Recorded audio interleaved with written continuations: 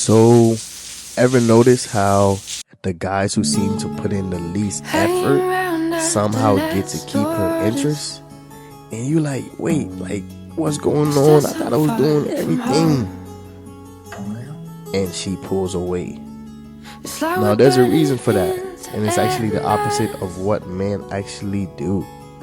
Now, in the next few minutes, I'm going to be breaking down the 5 mistakes that I made in the past that you're probably making right now, that's giving her the ick, that's making her lose interest in you instantly.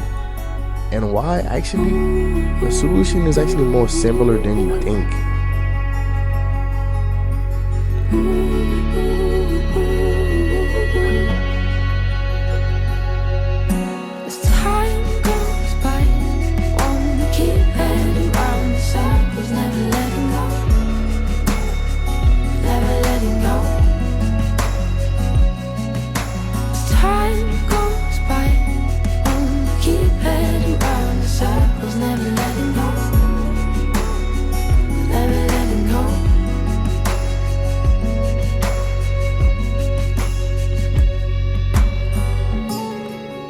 Weight of the world on your shoulders, always ending up the same. Crescent moons have all gone home. We're all fired up, we're tangled up, we're enmeshed to the point and messed up. As the days keep rolling on, we're living in hell again. I still hold you in my arms when these days have been gone. Alright, mistake number 1. And this is the big one I was completely guilty of, being needy. Now, I know what you're thinking. I'm not needy, I'm just showing interest. But that's exactly what I told myself. But, what I didn't understand is that, when she used to text me, and I used to just text back immediately, every single second, every time, I was always available whenever she wanted to go hang out. I just thought I was just showing interest, that I cared, but I was actually doing the opposite of what actually created attraction. And actually, research showed that from evolution standpoint, needing a signal that a man may lack the ability to ensure his own survival. Now, that one sounds harsh, but just stick with me. Women evolved to be attracted to a mate who can ensure survival for themselves, their partners, their offspring. So when you're needy, you're unconsciously communicating that you can't even meet your own emotional needs. So how can you possibly support hers? So I was doing all of this, and what happened? By showing too much interest, you eliminate the fun in the chase of romance, causing women to get bored quickly. Now, I had a friend, he was just genuinely living his own life. He had hobbies, he had goals, he was working out. And when women text him, he didn't respond right away. He took his time, not because he was ignoring them, but because he had a life outside of them. The fix is not to play hard to get. It's to actually be someone who has their own life, their own goals, and their own emotional stability. And once I figured that out, man, I became a brand new man.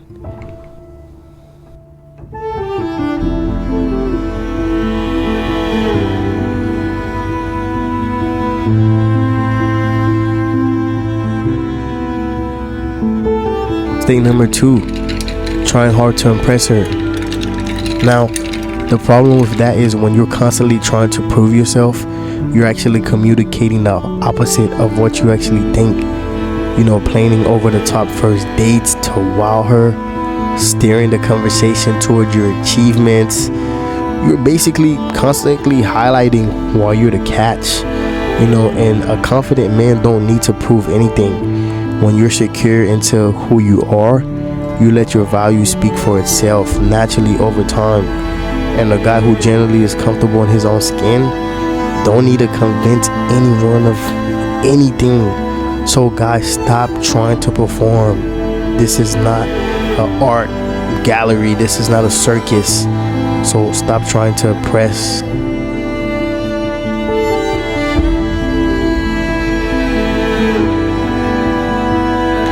Mistake number 3, having no opinions or boundaries. So this one is sneaky because it feels like you're just being agreeable and easygoing, and you might think, oh my gosh, I'm easygoing, right? She really love easygoing. I was the king of, yeah, I don't care, babe, you can just do whatever you want. What should we eat? I don't know, babe, you pick. What movie? I'm good with anything. I thought I was just being low maintenance and easygoing, and the truth is that shows you actually don't have no backbone. You have no preference about anything. You agree with everything she says, even when you actually disagree. Here's the thing, most guys don't realize that women don't want a yes man. They want a partner. When you have no opinion, you're not interesting. You're not engaging. You become a background noise. And there's nothing for her to push against, nothing to create dynamic tension, nothing that make you stand out as an individual. So, actually, if you won't advocate for yourself, why would you believe you can stand up for her?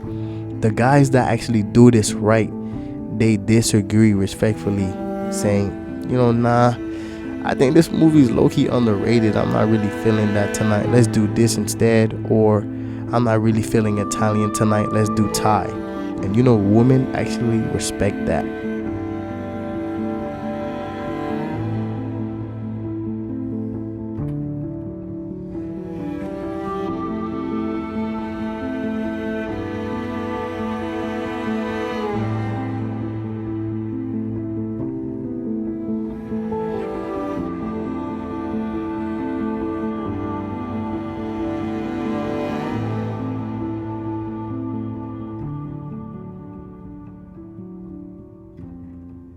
What do you mean you're breaking up with me?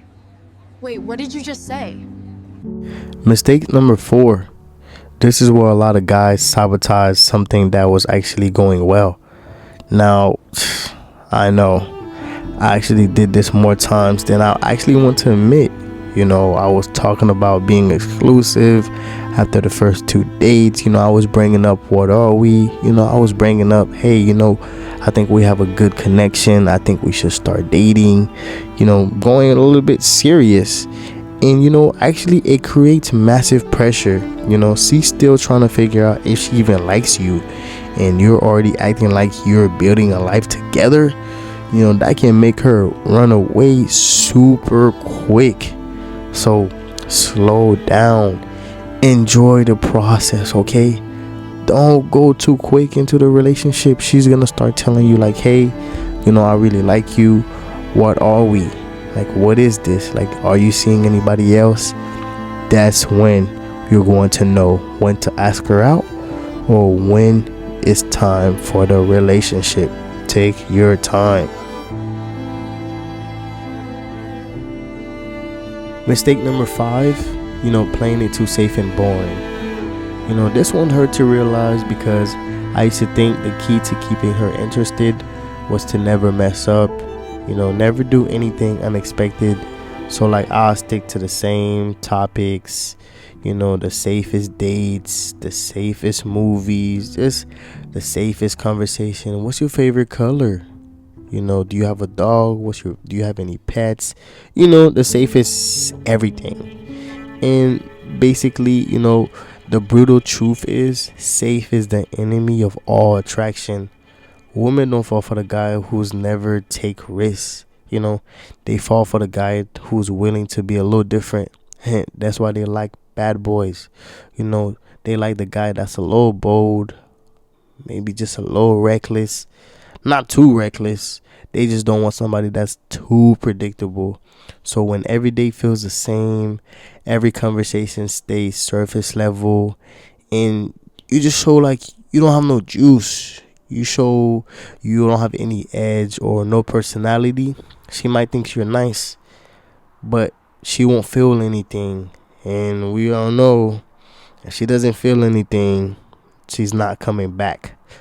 The guys that get this right, they do unexpected dates, like mini golf, a cooking class. Maybe they might go to like a certain part of town that she never been to. you know. Actually, take some risks, be willing to like stand out, that just shows to her that you're not just any random guy.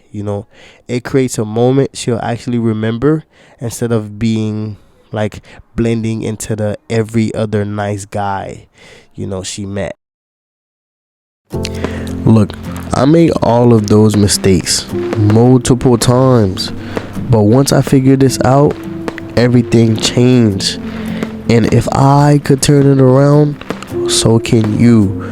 So here's my challenge: pick one of these, focus on fixing it this week, not 2, not 3, just one.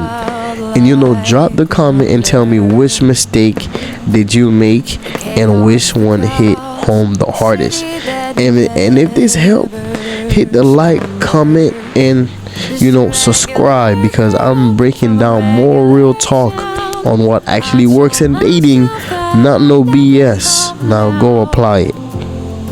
Eyes open wide, finally start to see colors of fall, reflected by big yellow taxis in the silvery moon.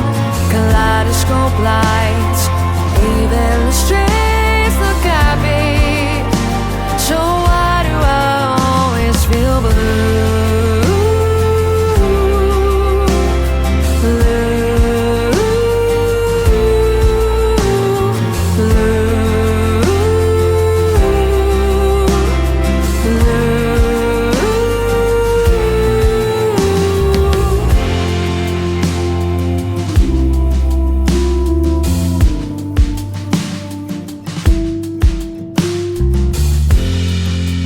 In my hands, heart full of answered questions. I know they're true, but I'm still struggling with them. All those little white lies I tell myself, trying to keep up with everybody else. Through weary eyes, so hard to see. Colors of spring roll through the cracks in the concrete, where the sunlight cuts through kaleidoscope dreams. The skyline is whispering good morning. So why do I always feel blue?